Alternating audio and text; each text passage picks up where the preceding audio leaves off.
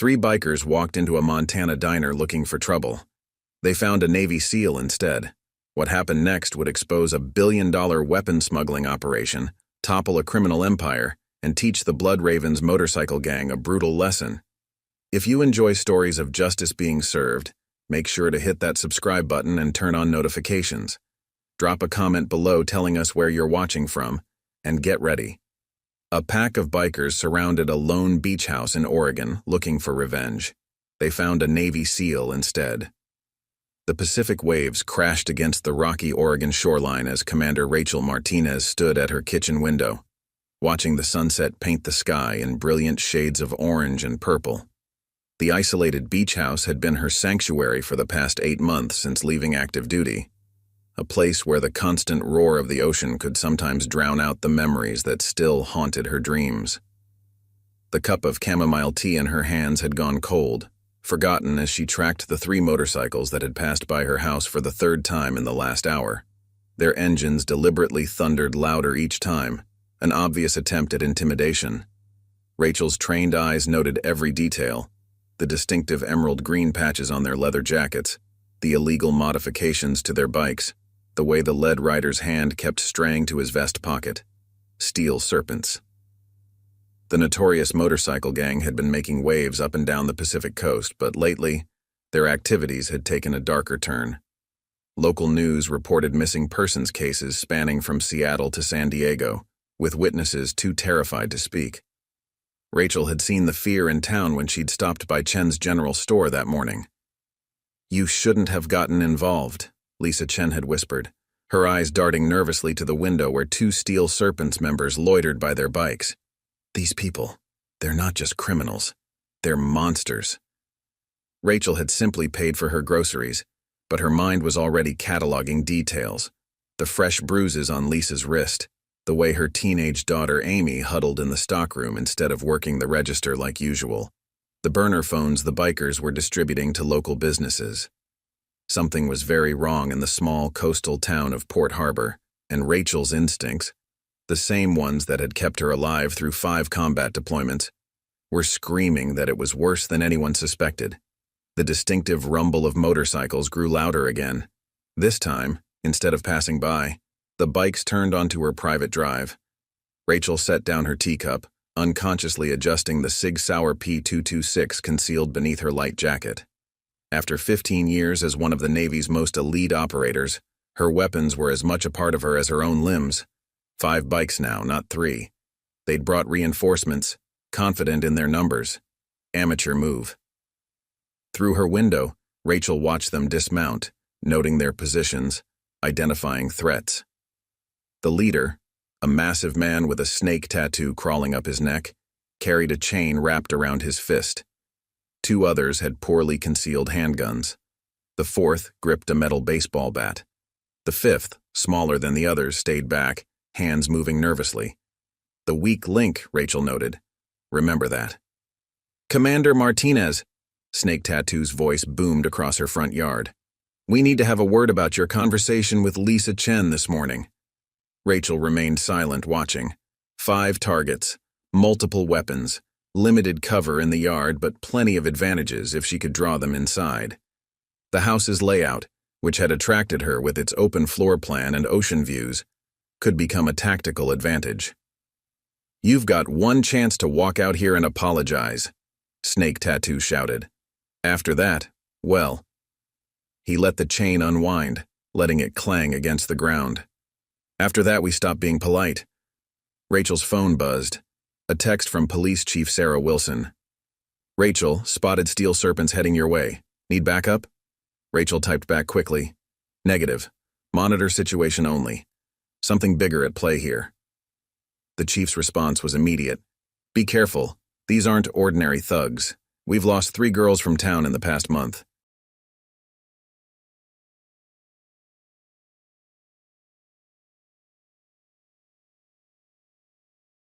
"Can't prove anything, but..." Rachel's jaw tightened. Human trafficking. The signs had been there. The burner phones, the missing persons cases, the terror in Lisa's eyes when she'd mentioned her daughter. The Steel Serpents weren't just intimidating small businesses. They were hunting. A rock shattered her front window, sending glass shards scattering across her hardwood floor. Amateur move number 2, announcing their intentions. "Last chance, Commander," Snake Tattoo called out. "Or we come in and redecorate." Rachel moved silently through her house, positioning herself. They would be expecting fear, expecting her to either cower or rush out in anger.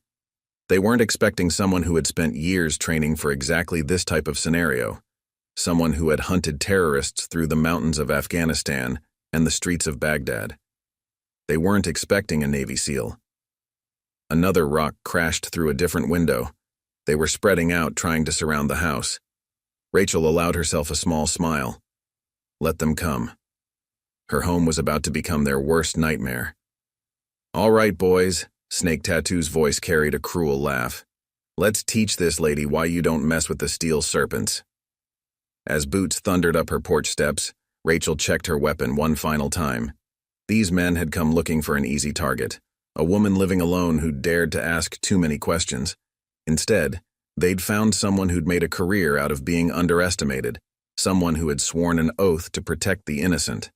And as the first biker kicked in her front door, Rachel Martinez prepared to teach the Steel Serpents a lesson they'd never forget. Sometimes the most dangerous predator isn't the one making all the noise. It's the quiet warrior waiting in the shadows. The war for Port Harbor was about to begin. 24 hours earlier, Rachel Martinez stood on the windswept beach outside her home, letting the cold Oregon surf wash over her bare feet. The morning ritual helped ground her, much like the meditation techniques she'd learned during SEAL training. 8 months into civilian life, she was still adjusting to the silence. No missions, no gunfire, no teammates watching her six. The tag of her oversized Naval Academy sweatshirt fluttered in the breeze as she watched seabirds dive for their breakfast. Most people saw only the peaceful scene, but Rachel's trained eyes automatically cataloged everything: distance to cover, wind speed and direction, potential approach vectors. 15 years of combat operations had permanently rewired her brain. A jogger approached from the north, and Rachel tensed slightly before recognizing Mary Cooper, one of the local high school teachers. The older woman waved as she passed, her golden retriever bounding through the surf. "Morning, Rachel. Coming to the town council meeting tonight?" Rachel forced a smile, shaking her head. "Maybe next time. Still getting settled in."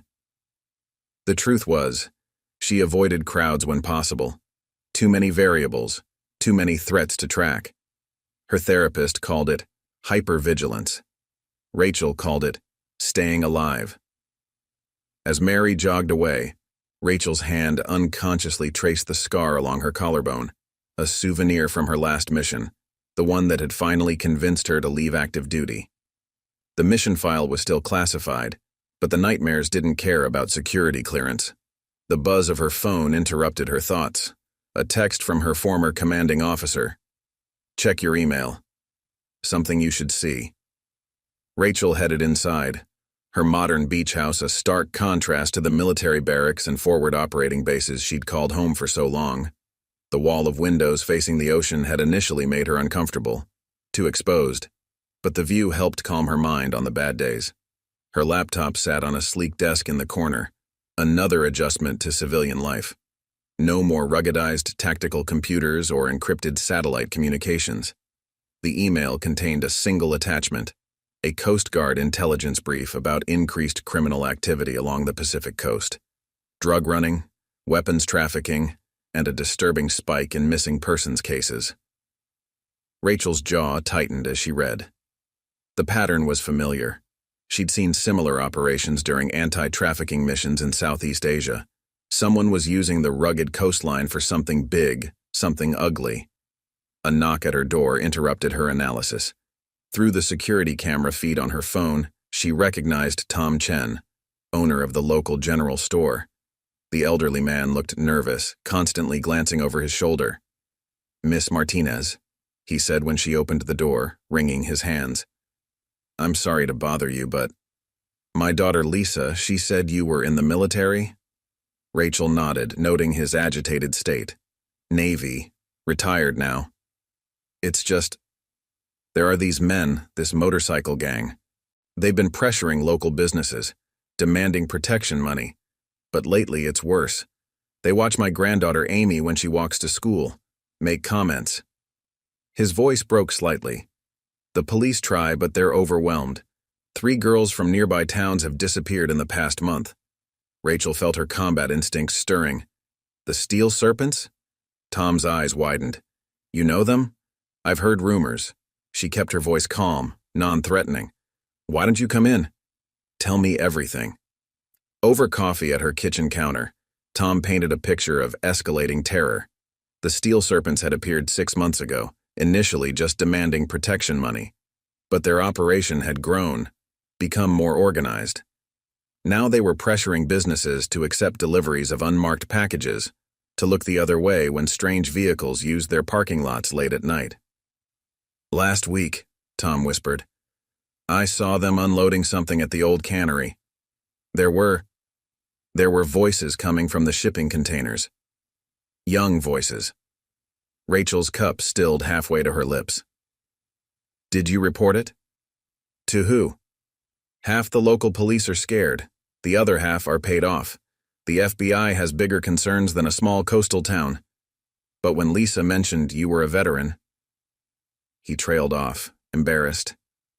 Mr. Chen, Rachel said carefully, I'm not law enforcement anymore. I'm just trying to live quietly. Tom stood, shoulders slumping. I understand. I'm sorry to have bothered you. It's just, Amy is the same age as those missing girls. And the way they look at her. Rachel walked him to the door, her mind already processing the information, analyzing patterns, formulating contingencies. It was what she'd been trained to do, what had kept her and her teammates alive in the world's most dangerous places. Mr. Chen, she called as he reached his car. Tell Lisa to document everything. Times, faces, vehicle descriptions, just in case. He nodded gratefully before driving away. Rachel watched until his car disappeared around the bend, then pulled out her phone. A few quick searches confirmed her suspicions. Similar patterns up and down the coast, always centered around small, isolated communities. The Steel Serpents were just the visible face of something much larger. She opened her laptop again, starting a new document. Training and instinct took over as she began mapping the operation. Likely routes, necessary resources, potential collaborators. A familiar calm settled over her, the same focus she'd felt before every mission. The peaceful morning seemed very far away now. Rachel moved to her bedroom closet, keying in the code to a hidden gun safe. Inside, alongside her officially registered firearms, lay the tools of her former trade. Specially modified weapons, tactical gear, encrypted communications equipment. The things a retired SEAL wasn't supposed to keep. This story is just heating up, and if you're enjoying this tale of a Navy SEAL teaching criminals a brutal lesson, smash that like button right now. We've got hundreds more stories like this on our channel, so make sure you're subscribed to catch them all. Just trying to live quietly, she muttered, checking the action on a suppressed MK-23. So much for that plan. Her phone buzzed again. Another text from her former CO. Got more intel. Situation worse than we thought. Ready to get back in the game? Rachel's response was immediate. Already there. Send what you've got. As she waited for the intelligence briefing, Rachel watched the waves crash against the shore. She'd chosen this town looking for peace, for a chance to leave the violence behind. Instead, she'd found predators hunting in her backyard.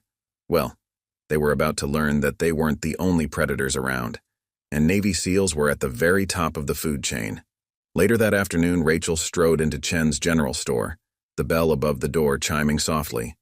The familiar scent of coffee and fresh-baked bread from the small deli section filled the air. But something was off.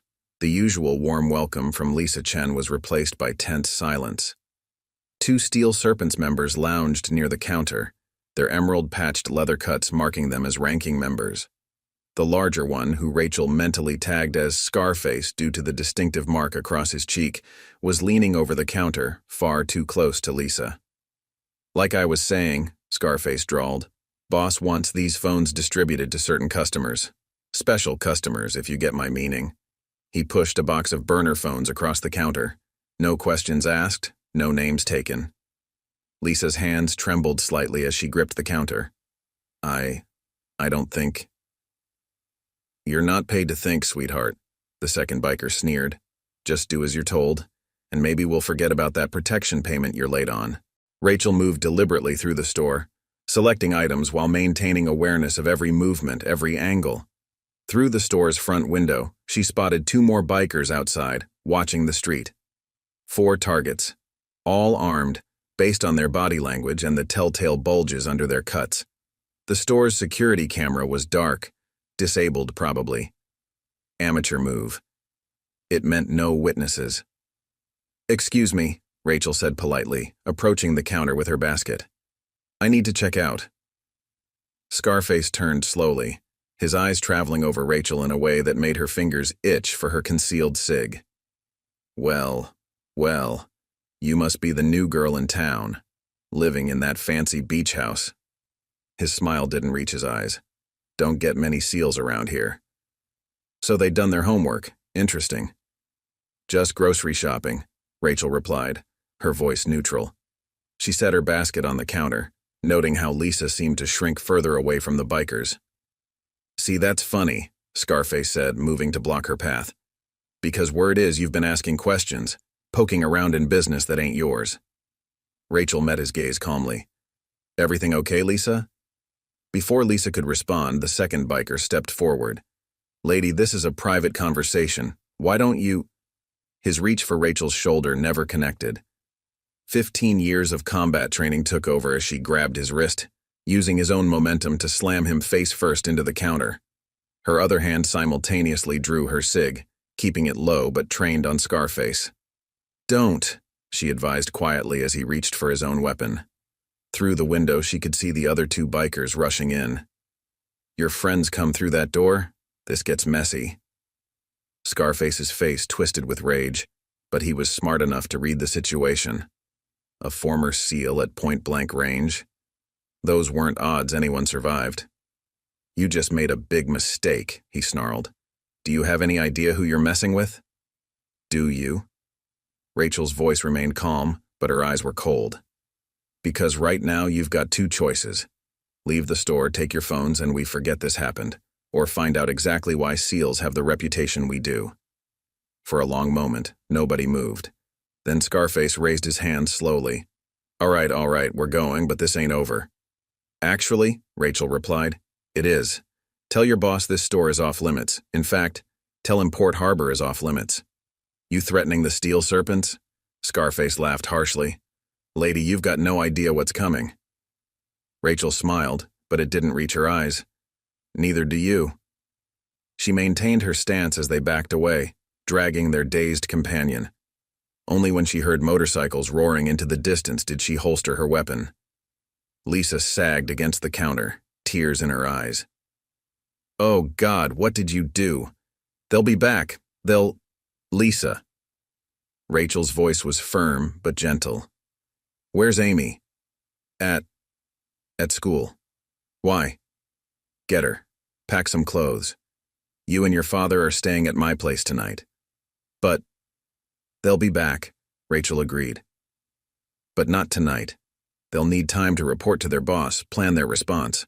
We'll use that time." Lisa stared at her. "Use it for what?" Rachel's phone buzzed, a message from her former CO confirming her suspicions about the burner phones. They were used to coordinate deliveries up and down the coast. The pieces were falling into place. "To get ready," Rachel replied. "Call your father. I'll drive you to get Amy. Don't worry about closing the store." As they drove to the school in Rachel's SUV, Lisa finally spoke. "You're not just a regular SEAL, are you? Dad said you seemed different." Rachel kept her eyes on the road. "I specialized in certain types of operations, things the regular Navy couldn't handle." "Like what?" "Like shutting down trafficking operations." Rachel's hands tightened on the steering wheel. "The phones, the missing girls, the pressure on local businesses. I've seen it before. The Steel Serpents are working for someone bigger, someone who treats human lives like cargo." The police are either scared or compromised. Rachel pulled into the school parking lot. But they're not who the Steel Serpents need to worry about. Then who? Rachel spotted Amy walking out of the school clutching her backpack.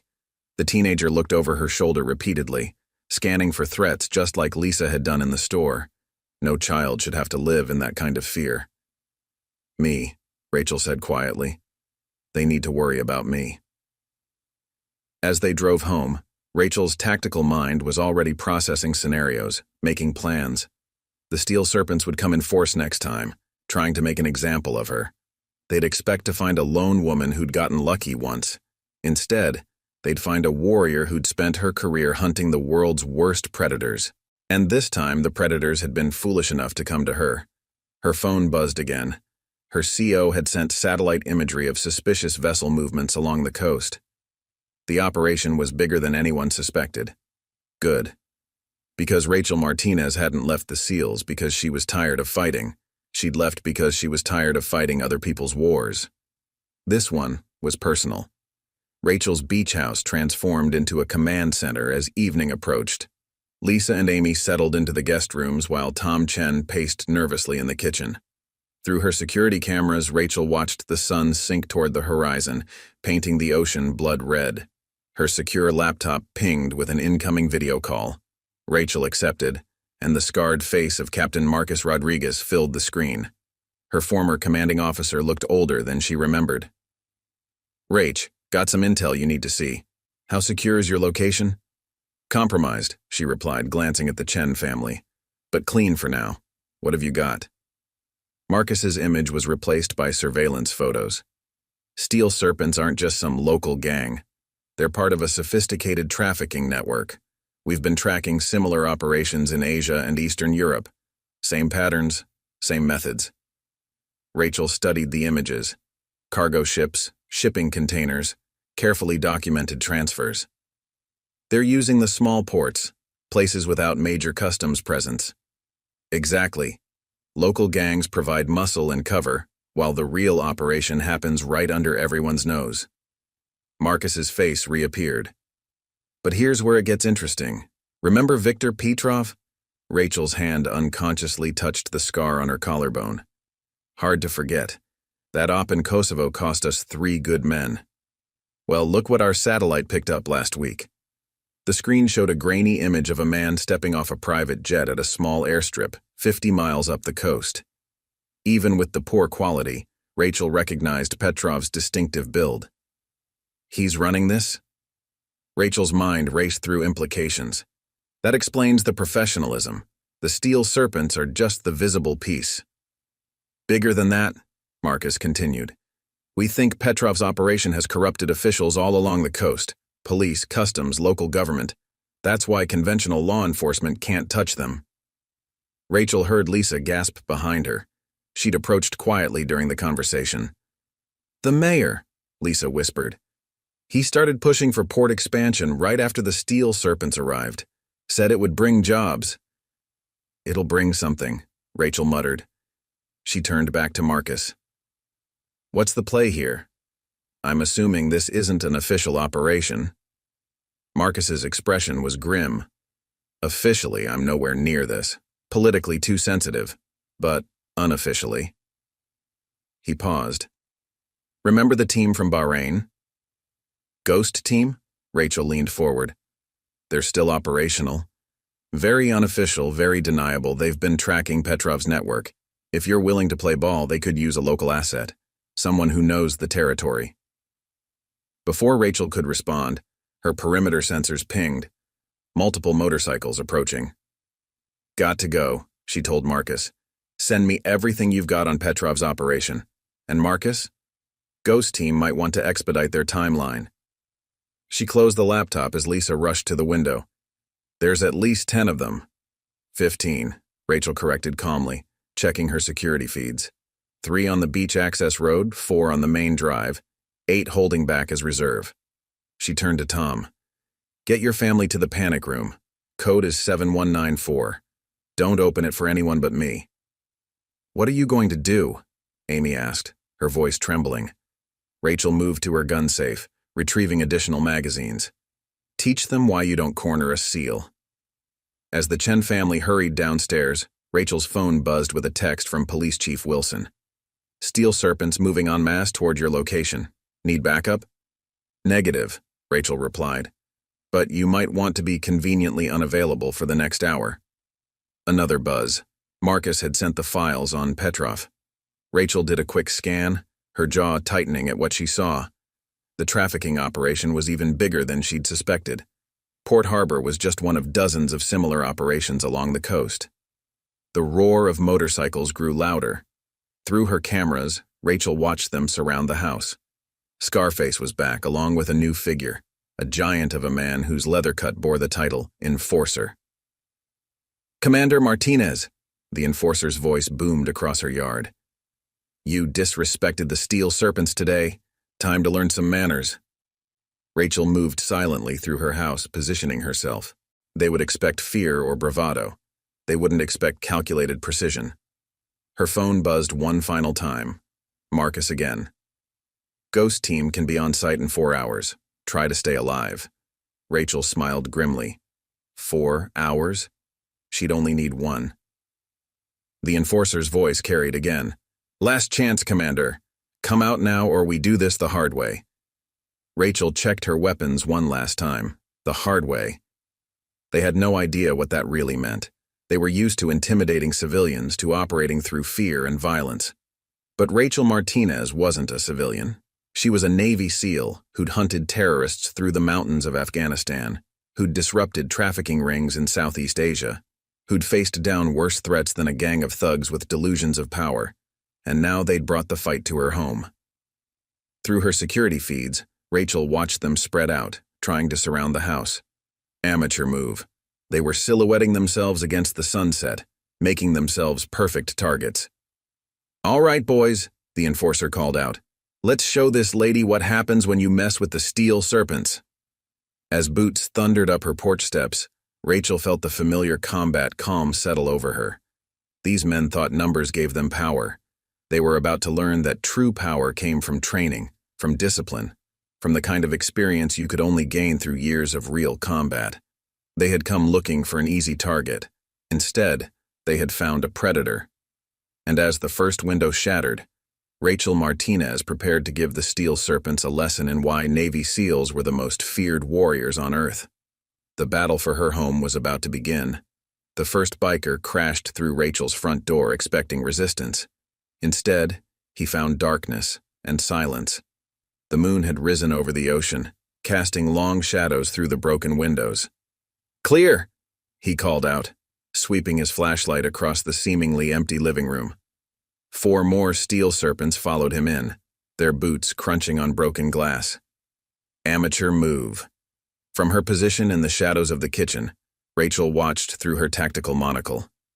The infrared signatures of the bikers blazed bright against the cooler background. Their movements were uncoordinated, undisciplined. These weren't soldiers. They were bullies with weapons. "Upstairs clear," a voice called from above. "Basement next," Scarface ordered, gesturing toward the stairs. "Find her." Rachel allowed herself a small smile. They were dividing their forces exactly as she'd planned. Through her earpiece, she could hear the Chen family's steady breathing in the panic room, safe behind reinforced walls that even shaped charges would struggle to breach. Time to go to work. As 2 bikers approached the basement door, Rachel pressed a button on her phone. Instantly, the house's extensive security system activated. Metal shutters slammed down over the windows and doors, plunging the interior into total darkness. The bikers' surprised shouts were cut off as Rachel triggered the second phase, military-grade sonic disruptors hidden in the walls. The high-frequency sound was devastating to anyone not wearing the specialized earpieces Rachel had developed during her time with the SEALs Advanced Warfare Group. The bikers clutched their heads, disoriented and nauseated. Rachel moved. The first 2 went down before they knew what hit them. Precise strikes to nerve clusters that dropped them silently. The third managed to draw his weapon, but Rachel was already inside his guard. A quick disarm, followed by an elbow strike that shattered his nose. "She's here!" Scarface yelled, firing blindly in the darkness. The muzzle flashes ruined what little night vision he had. Rachel rolled behind the kitchen island as bullets chipped granite. 10, she counted quietly. What? One of the bikers shouted. 10 seconds, Rachel clarified. That's how long you have to surrender before this gets really unpleasant. The enforcer's booming laugh echoed through the house. There's 12 of us and one of you, lady. You're the one who should surrender. Time's up, Rachel sighed. She triggered the third phase.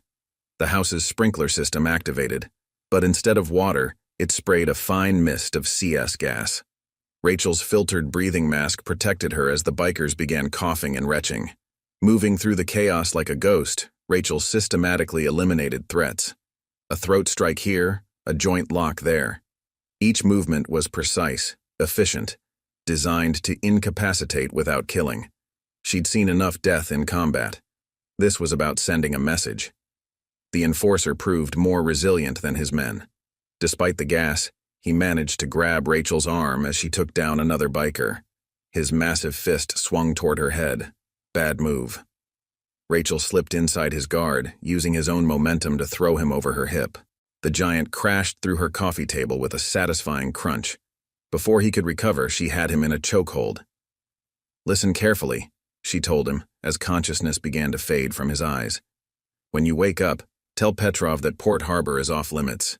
Tell him Commander Martinez sends her regards. The enforcer's eyes widened at Petrov's name before rolling back in his head. Scarface was the last one standing, backing toward the front door. His wild shots had emptied his magazine, and now he fumbled to reload with shaking hands. Rachel emerged from the gas like an avenging spirit, her mask giving her an otherworldly appearance in the dim light. Drop it! You're dead! He snarled, finally seating a fresh magazine. The Steel Serpents will... His threat ended in a gurgle as Rachel closed the distance faster than he could track. One precise strike, and Scarface joined his companions on the floor. Through her earpiece, Rachel heard Amy's whispered, "Wow." Stay in the panic room, Rachel instructed, scanning for any remaining threats. Not quite finished here. Outside, the reserve force of bikers had realized something was wrong. Their headlights illuminated the house as they revved their engines uncertainly. Rachel's phone buzzed. A text from Marcus. Ghost Team intercepted communications. Petrov knows you're involved now. He's accelerating the operation. Perfect. Rachel retrieved something from her weapons cache, a modified laser targeting system. She played the invisible beam across the remaining bikers, watching them panic as red dots appeared on their chests. She clicked on her porch lights, revealing herself standing calmly in the doorway. Blood from the unconscious bikers pooled around her boots. Boys, she called out, I could have killed everyone in this house. Instead, I'm sending you back to Petrov with a message. Pack up your operation and leave. This is your only warning. You think this is over? One of them shouted, though she noticed he kept his hands well away from his weapons. You have no idea what's coming. Actually, Rachel replied, I do. That's why I'm giving you a chance to run. Your next lesson won't be so gentle. The bikers looked at each other uncertainly. Through her tactical monocle, Rachel could read their heat signatures, elevated heart rates, stress responses. They were broken. Go, she ordered.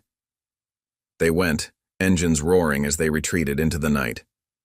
Rachel watched until their taillights disappeared before pulling out her phone. Marcus, tell Ghost Team to track those bikes.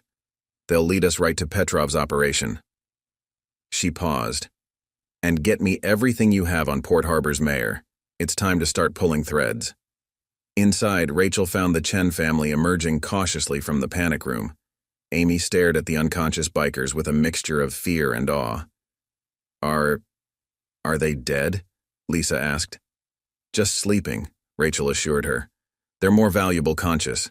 They'll lead us to the real target. Her phone buzzed again. Chief Wilson.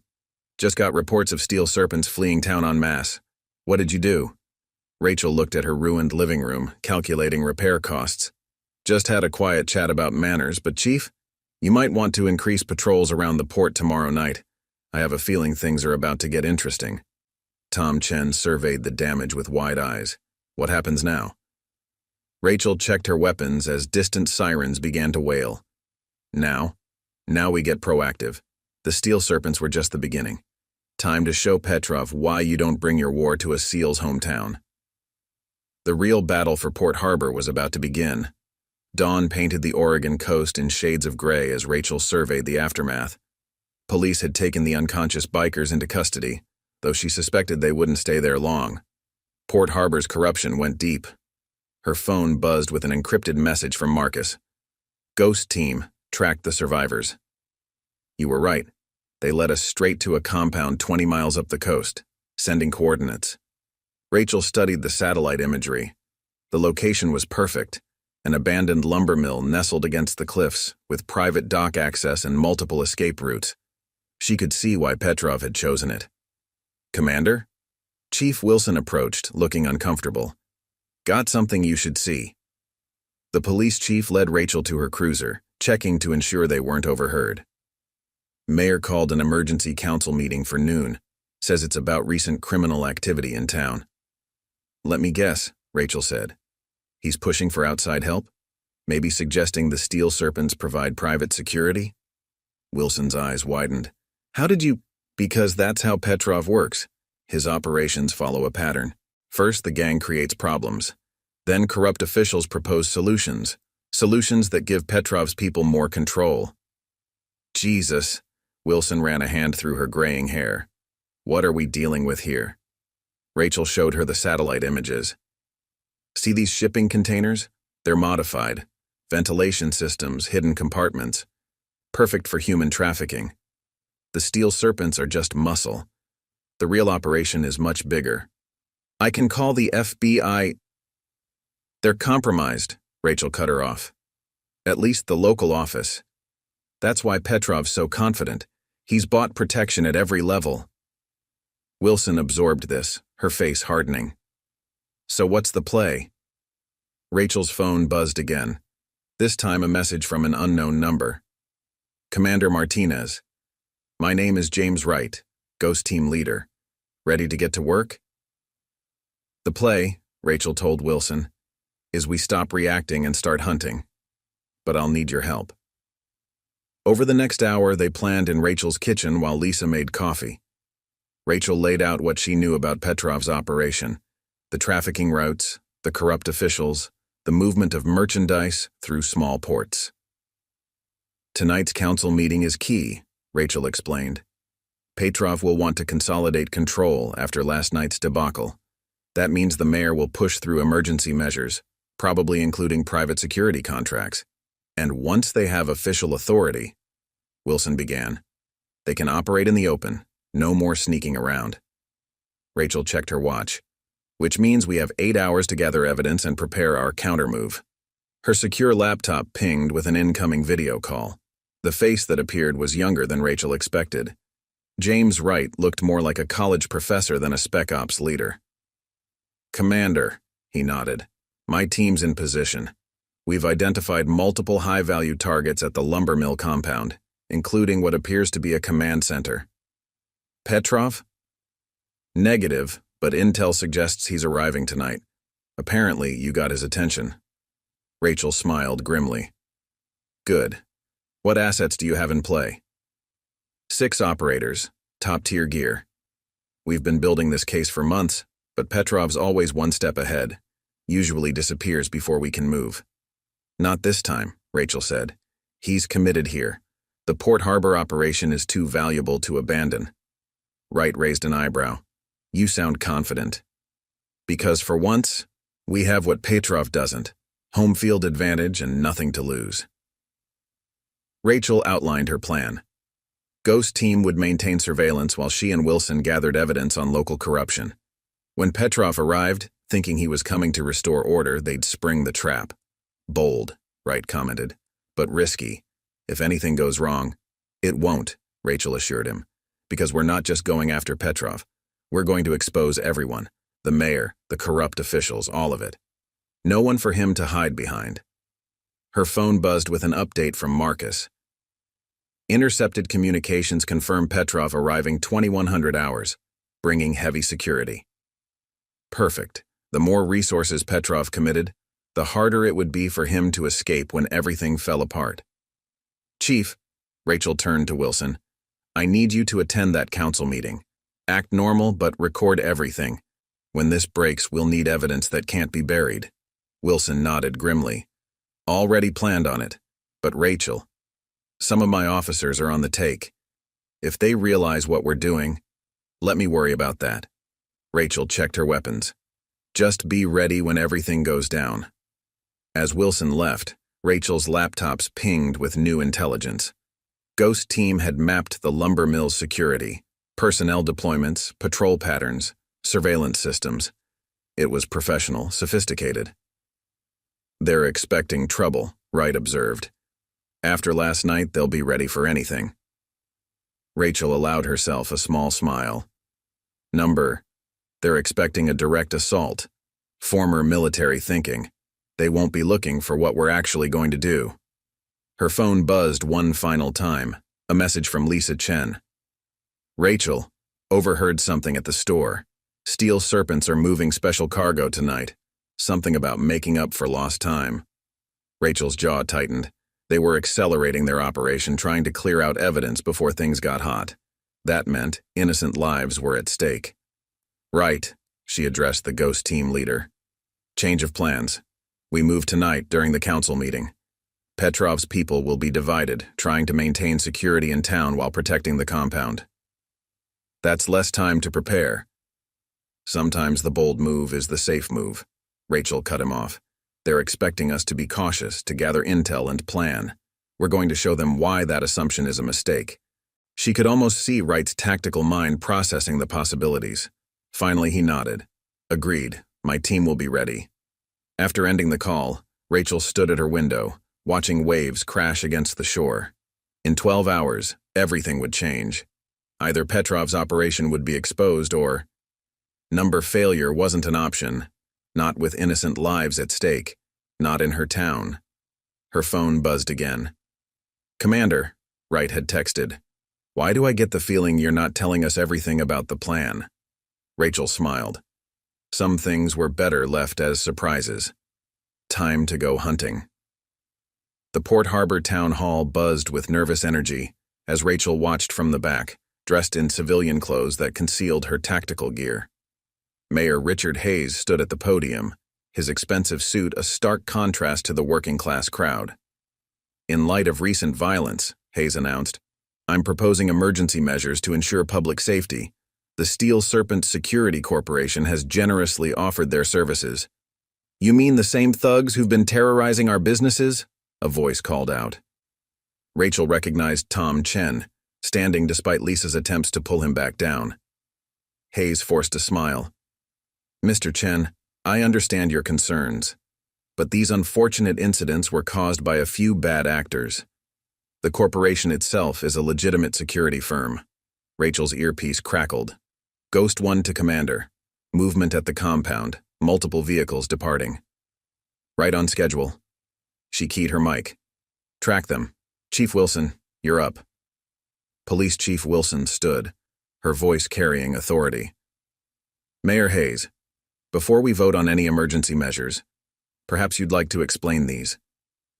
She held up a folder. Bank records showing substantial deposits to your offshore accounts coinciding with Steel Serpents' arrival in town. The mayor's face reddened. This is outrageous.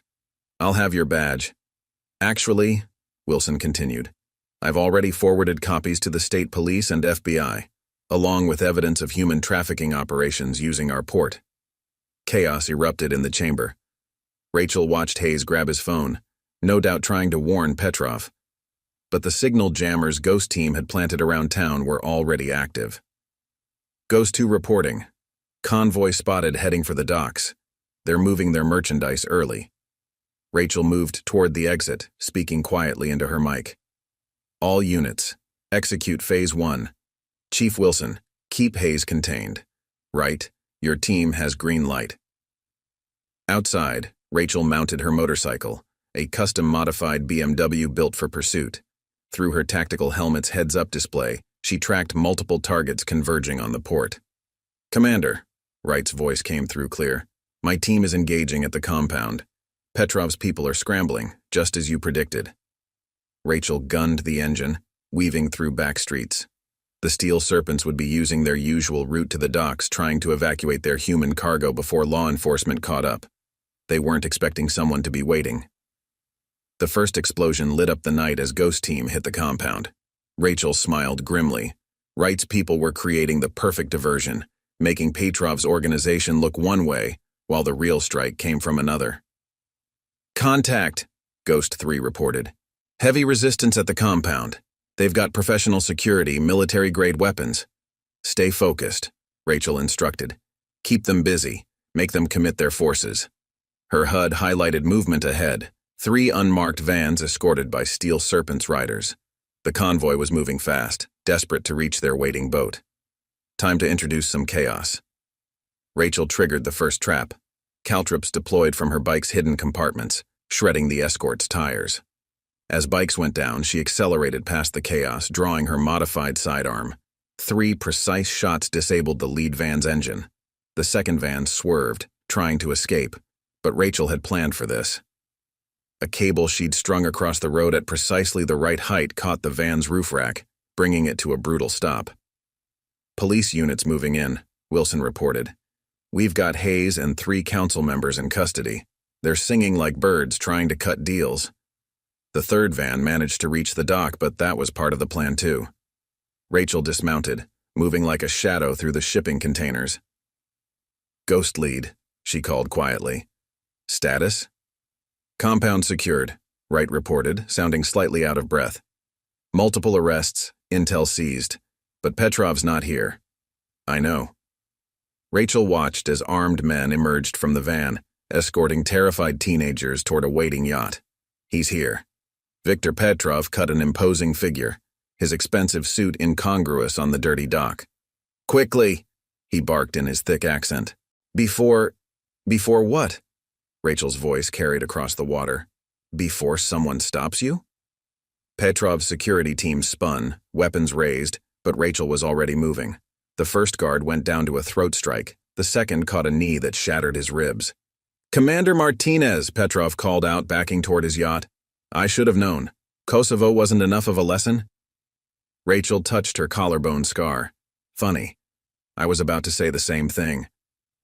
More guards emerged from the shadows, but Rachel had planned for this too. Sniper shots rang out as Ghost Team's marksmen eliminated threats with surgical precision. "It's over, Petrov," Rachel announced. "Your operation is exposed. Hayes is in custody. The Steel Serpents are finished."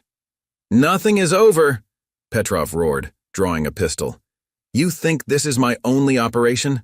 I have networks across—" His rant ended in a grunt as Rachel's thrown knife buried itself in his shoulder.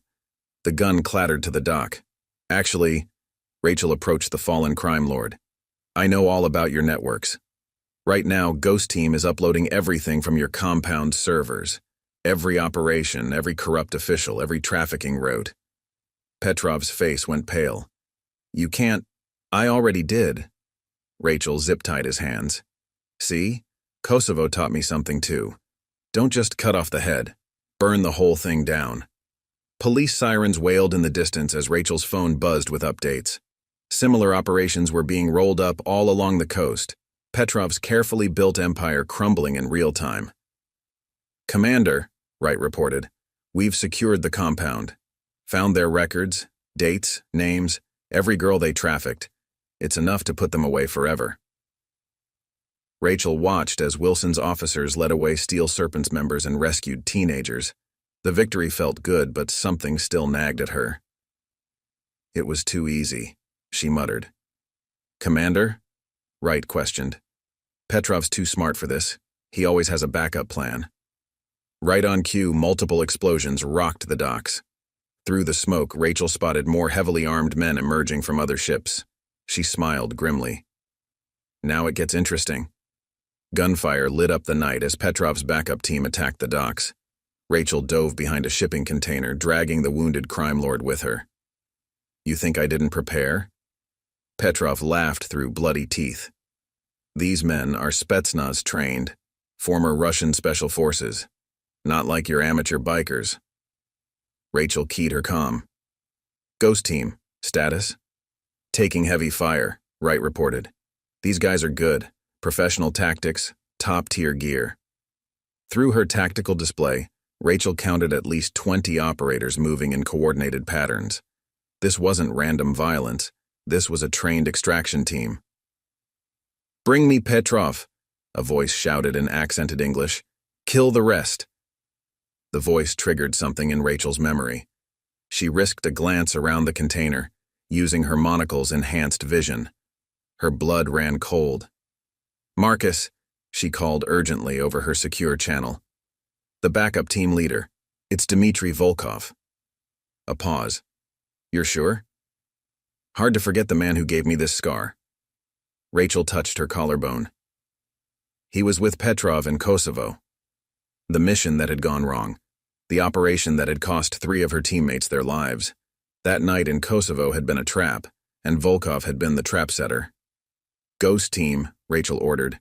"Maintain defensive positions. These aren't just mercenaries. They're hunters. They'll try to split us up, take us down one by one." "Like Kosovo?" Petrov taunted softly. "How many men did you lose that night, Commander? 3? 4? Rachel's grip tightened on her weapon. They were good men. They were weak, just like this town, just like you. A flashbang grenade bounced nearby. Rachel kicked it away before it could detonate, but the distraction allowed one of Volkov's men to close distance. The fight was brutal and close. The operator was good, his strikes precise, his technique flawless. But Rachel had learned from Kosovo. She'd spent years training, preparing, knowing this day might come. The operator went down with a broken neck. "Ghost 3 here. They're pushing us back, trying to reach the yacht." "Hold position," Rachel instructed. "They want us to chase them. Don't fall for it." "Smart girl," Petrov smirked. "But it doesn't matter. You can't stop what's coming." Rachel studied his expression. The crime lord was too confident even in custody. He knew something. Her phone buzzed. A message from Chief Wilson. "Rachel, Hayes just confessed. There's another shipment coming. Something big. They've been planning it for months." The pieces clicked into place. The port expansion, Rachel realized. That wasn't just about giving you control. You're bringing in something specific. Petrov's smile widened.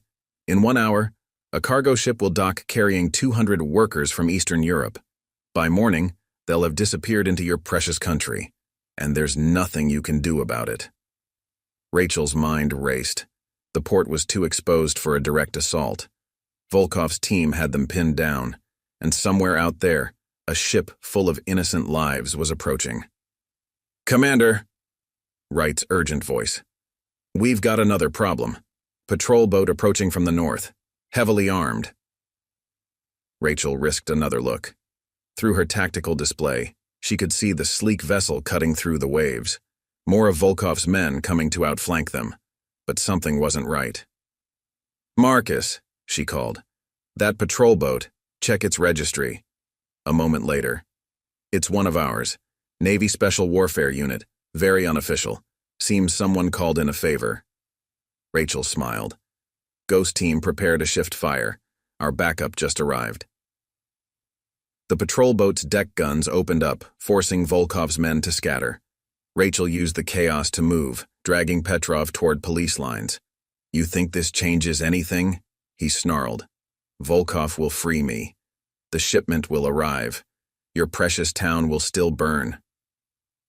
Rachel spotted movement. Volkov himself, moving through the shadows. Their eyes met across the battlefield. "Commander Martinez," he called out. "We have unfinished business, you and I." "Kosovo wasn't business," Rachel replied coldly. "It was murder. It was necessary, just like this." Volkov raised his rifle.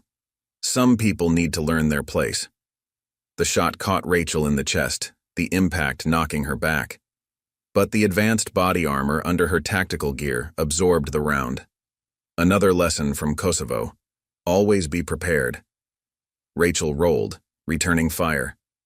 Volkov ducked away, but not before she caught him in the leg. "Ghost lead sitrep." "Patrol boats got them trapped," Wright reported. "But Volkov's men are still trying to reach Petrov. They're not backing down." Rachel zip-tied Petrov to a container support. Watch him. I've got something to finish. She moved through the smoke and gunfire, tracking Volkov. The Russian operator was good, but he was wounded now, leaving a blood trail. Her earpiece crackled. Marcus again.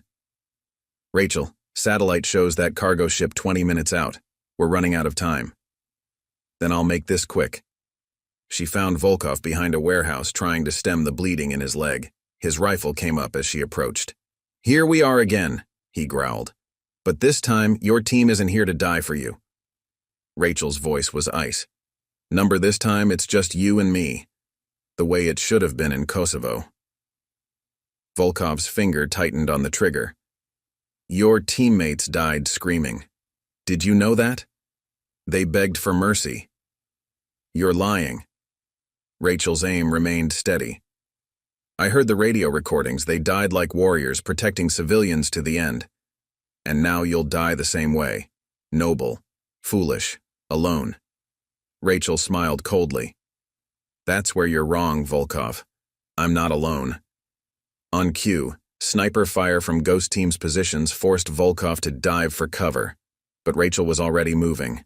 The fight that followed would be talked about in whispered tones by operators for years to come. Two elite warriors, both trained to the peak of human capability, settling a score years in the making. But Volkov had made a crucial mistake. He'd assumed Kosovo had broken Rachel. Instead, it had forged her into something stronger.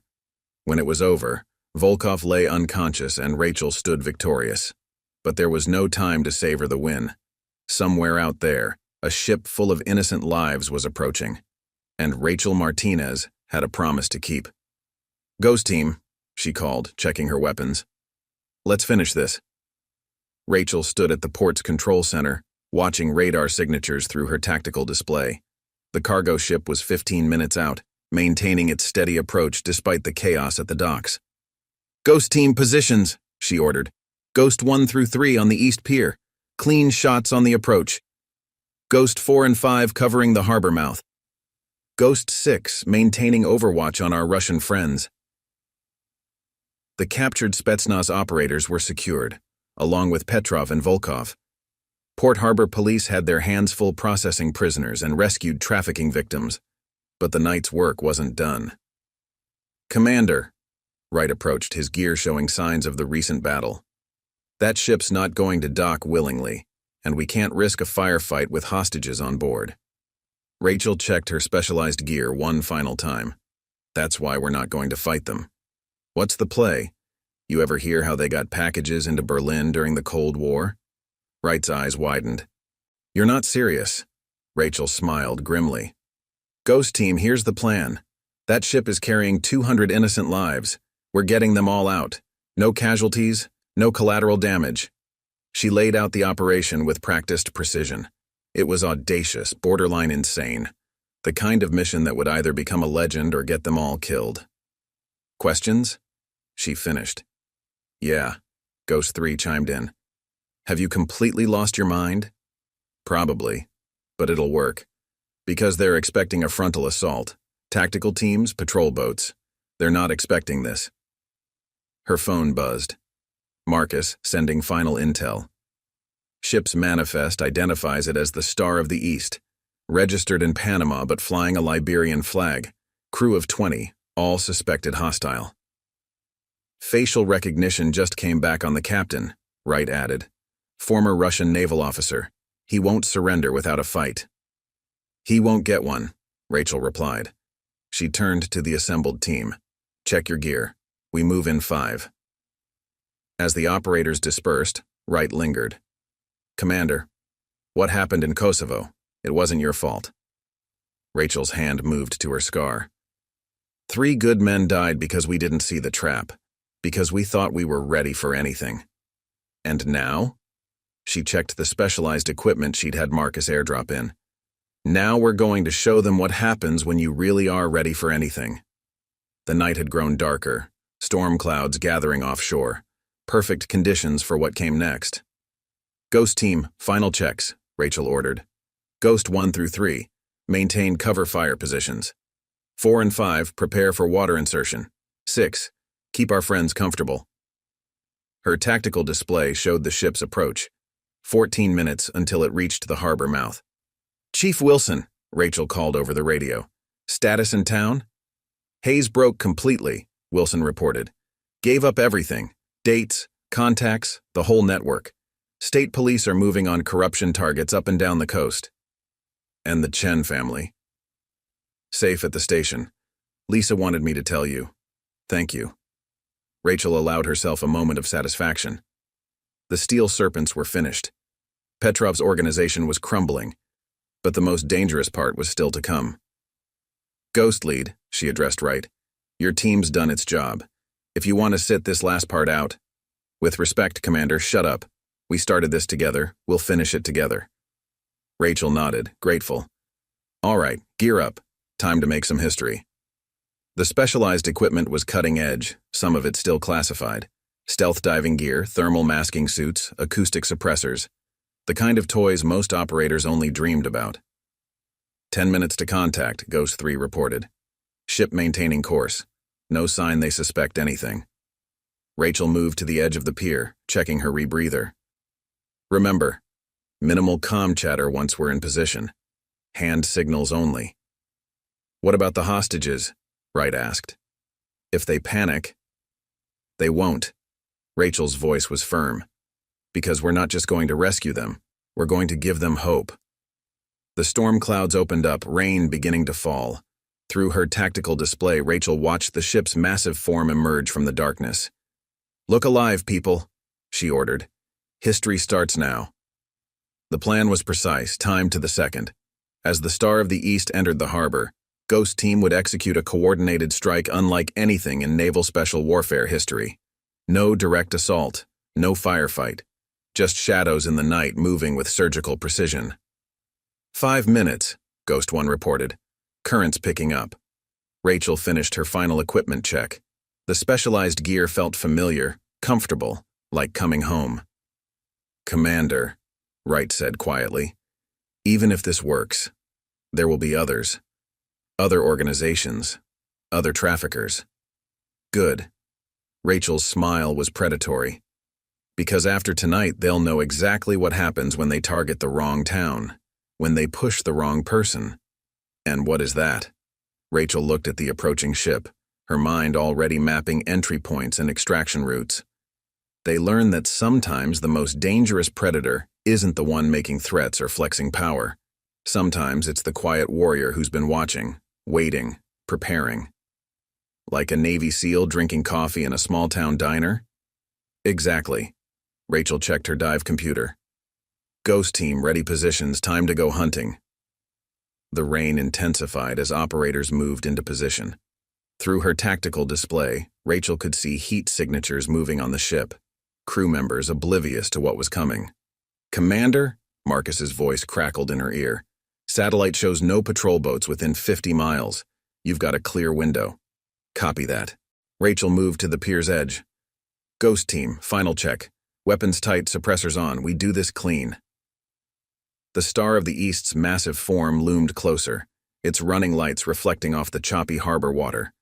Time to make good on a promise. Time to show Petrov, Volkov, and everyone else why you never ever bring your war to a SEAL's home. "Execute," Rachel commanded, and slipped into the dark water. The real mission was about to begin. The cold harbor water enveloped Rachel as she moved silently beneath the Star of the East.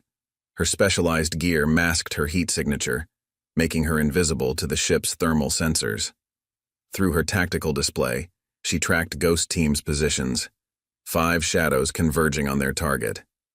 Ghost 1 in position port side. Ghost 2, starboard approach. 3 through 5, holding its stern. Rachel reached the ship's hull, activating her magnetic climbing gear. The specialized equipment designed for exactly this type of covert boarding made no sound as she began her ascent. Through her enhanced audio sensors, she could hear movement above, crew members going about their duties, unaware of what was about to happen. But more importantly, she could hear the muffled sounds from the cargo hold. 200 lives waiting to be saved. "Command, this is Ghost 6, came the whisper over comms.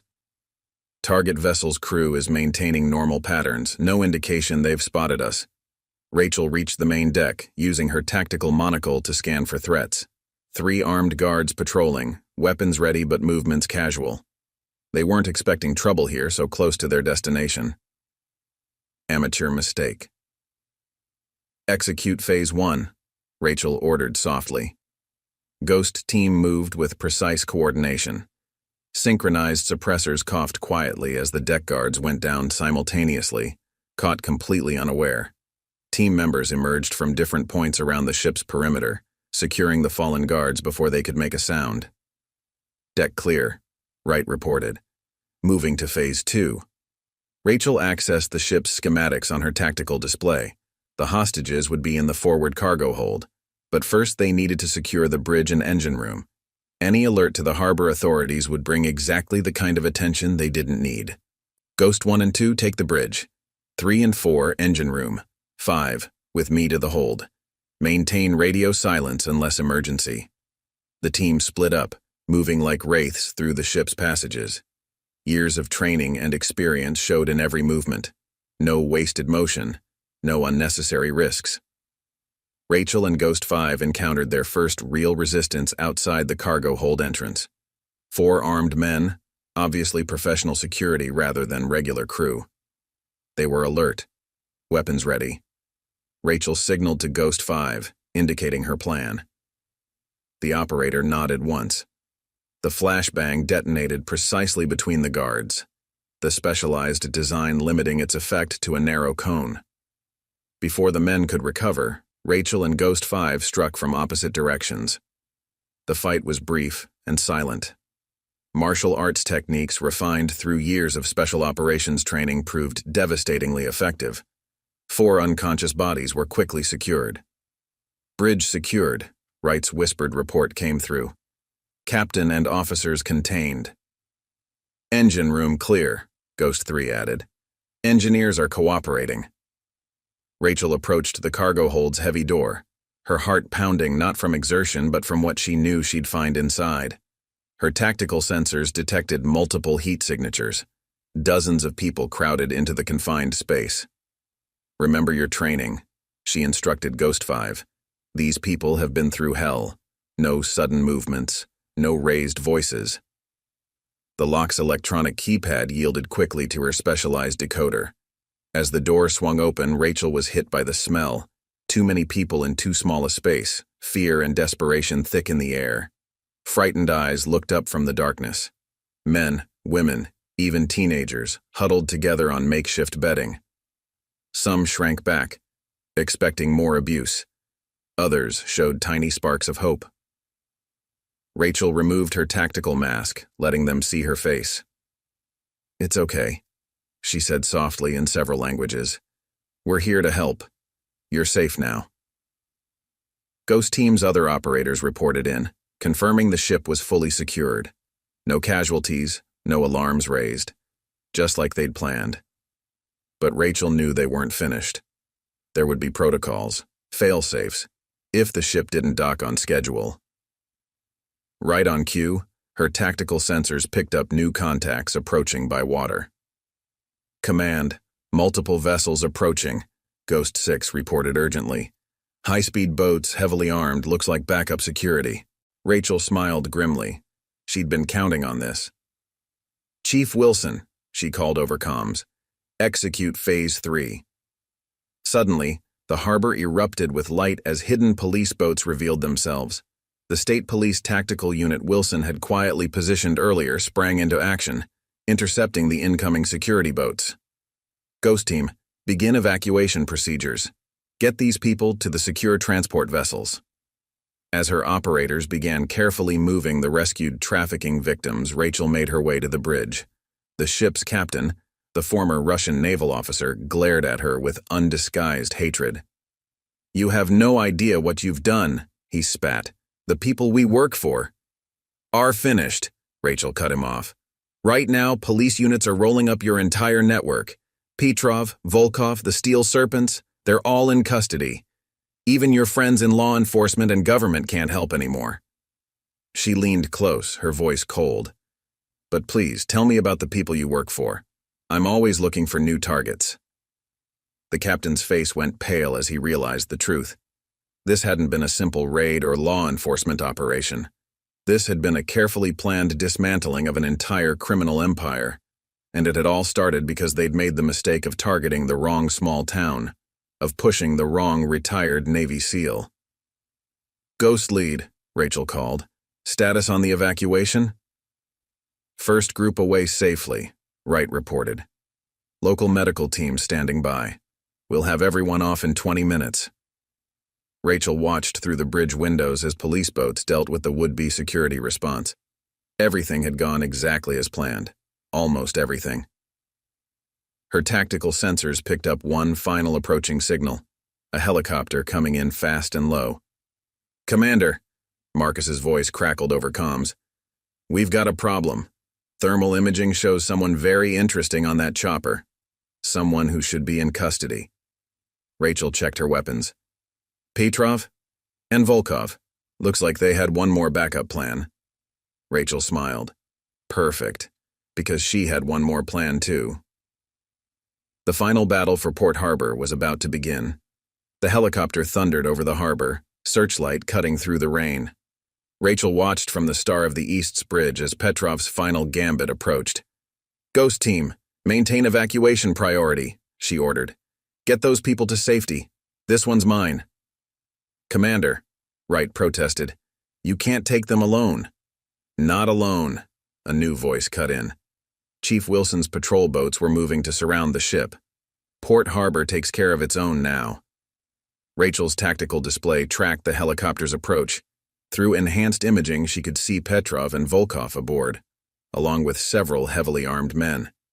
They'd somehow escaped custody during transport, a final act of corruption that would no longer save them. "They'll try to land on the helipad," Rachel analyzed. "Want to make a show of force, try to regain control." "Then let's give them a proper welcome," Wilson replied. The next few minutes were precisely choreographed chaos. As Ghost Team continued evacuating trafficking victims, police boats maintained a protective cordon. The helicopter circled once, then began its descent toward the ship's landing pad. Rachel moved into position, her mind calm. This was what all her training had prepared her for. Not just the combat, but the moment when everything hinged on perfect execution. The helicopter touched down, rotors whipping rain into stinging sheets. Petrov emerged first, followed by Volkov and 4 armed guards. Despite his wounded leg, Volkov moved with deadly purpose. "Commander Martinez," Petrov's voice carried over the storm. "Shall we finish what we started in Kosovo?" Rachel's response was immediate and devastating. The charges she'd planted on the helipad detonated, not to destroy but to disorient. As Petrov's men staggered, she was already moving. The first guard went down before he could raise his weapon.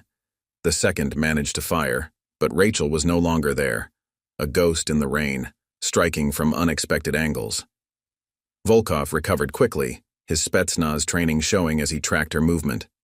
But he'd forgotten one of the first rules of combat: never fight a SEAL in or near water.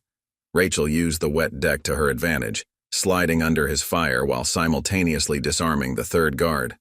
Her counterstrike caught Volkov in his wounded leg, sending him sprawling. Petrov backed away, his usual confidence cracking.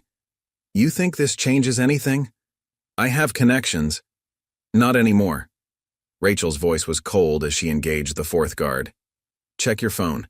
If it was working, you'd see your entire network is being dismantled. Right now." Through her comms, she could hear the confirmation. Ghost Team had successfully evacuated all trafficking victims.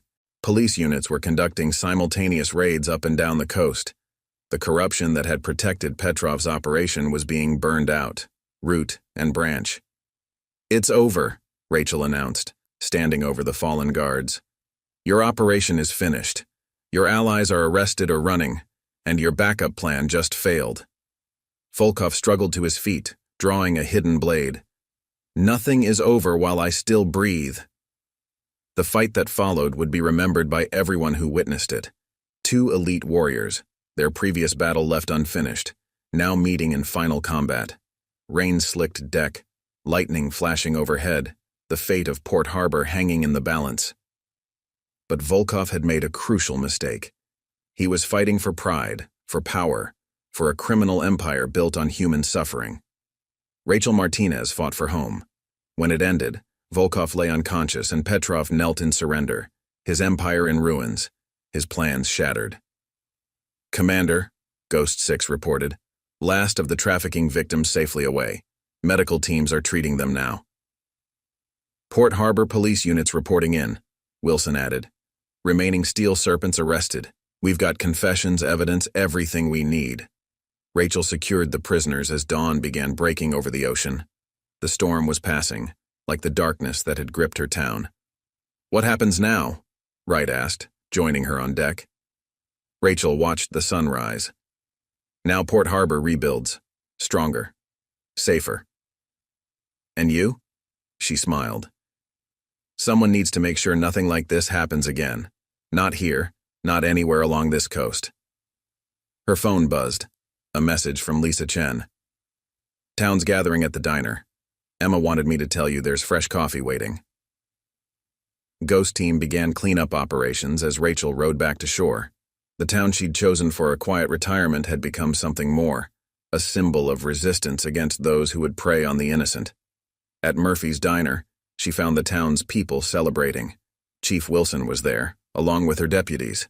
The Chen family served coffee and breakfast to rescued trafficking victims, showing them that humanity still existed. "Commander," Marcus called. "Got some interesting intel about similar operations in other coastal towns. Ghost team's ready if you are." Rachel looked around at her community, not just neighbors now, but fellow warriors who'd stood against the darkness. "Keep my coffee hot," she told Emma. "I'll be back soon."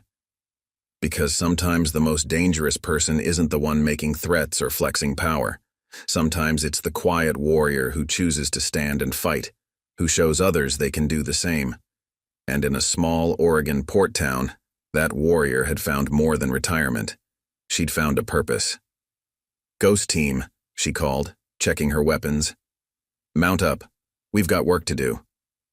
Because some stories don't end, they just change the lives of everyone they touch. And in Port Harbor, a new chapter was just beginning. The end. Up next, you've got 2 more standout stories right on your screen. If this one hit the mark, you won't want to pass these up. Just click and check them out.